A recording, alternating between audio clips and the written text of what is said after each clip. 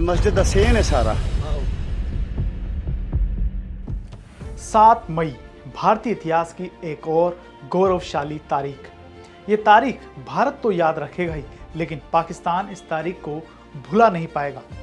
इस दिन भारतीय वायुसेना ने ऑपरेशन सिंदूर चलाकर पाकिस्तान के भीतर लगभग 100 किलोमीटर अंदर घुसकर आतंकियों के 9 ठिकानों को ध्वस्त कर दिया। यह सिर्फ एक सैन्य कार्रवाई नहीं, बल्कि भारतीय महिलाओं के सिंदूर, उनके सुहाग के सम्मान का जवाब था।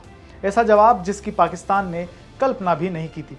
जम्मू कश्मीर के पहलगाम में हाल ही में हुए आतंकी हमले में 26 निर्दोष लोगों की जान चली गई थी।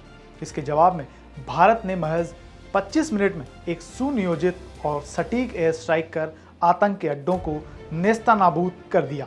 पाकिस्तान को अंदाजा भी नहीं था कि एक चुटकी सिंदूर की कीमत इतनी भारी पड़ सकती है। लेकिन भारत ने साबित कर दिया कि जब भारत की बेटियों के सुहाग पर हमला होता है तो उसके जवाब में आसमान से आग बरसती है। भारतीय महिला के सुहाग का प्रतीक, उसकी शक्ति और उसकी पहचान का प्रतीक आतंकियों की हिंसा में जब उजड़ता है तब उसका प्रतिशोध दुर्गा और काली का रूप ले लेता है। इसलिए प्रधानमंत्री नरेंद्र मोदी ने इस ऑपरेशन का नाम रखा ऑपरेशन सिंदूर। यह नाम जितना भावनाओं से जुड़ा है उतना ही आक्रामक इरादे का संकेत भी देता है। प्रधानमंत्री ने तीनों सेनाओं के प्रमुखों के साथ बैठक के बाद इस मिशन की मंजूरी दी और सेना को खुली छूट दी। खबरों के मुताबिक इस कार्रवाई में जैश-ए-मोहम्मद, लश्कर-ए-तैयबा और हिजबुल मुजाहिदीन के ठिकानों को निशाना बनाया गया। ये ठिकाने पाकिस्तान के 7 शहरों मुजफ्फराबाद, कोटली, सियालकोट, मुरीद के बहावलपुर, बरनाला और तेहरा कला में थे।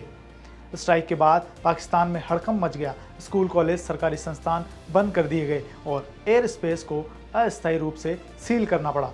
यह ऑपरेशन 1971 की उस ऐतिहासिक जंग की याद दिलाता है जब भारतीय सेना ने पाकिस्तान के भीतर घुसकर बांग्लादेश को आज़ादी दिलाई थी। 2019 के बालाकोट एयर स्ट्राइक के मुकाबले यह कार्रवाई और गहरी थी। उस समय 60 किलोमीटर अंदर हमला हुआ था। इस बार 100 किलोमीटर अंदर घुसकर आतंकियों को मार गिराया है।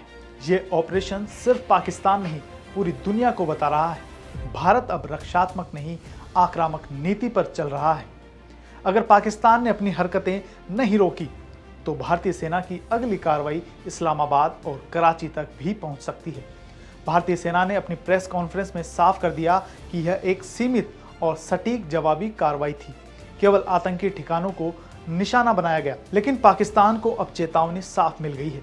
अगर आतंकवाद जारी रहा तो भारत अगली बार और बड़ी स्ट्राइक के लिए तैयार है। 7 मई की यह रात अब भारतीय सैन्य इतिहास में सुनहरे अक्षरों में दर्ज हो गई है।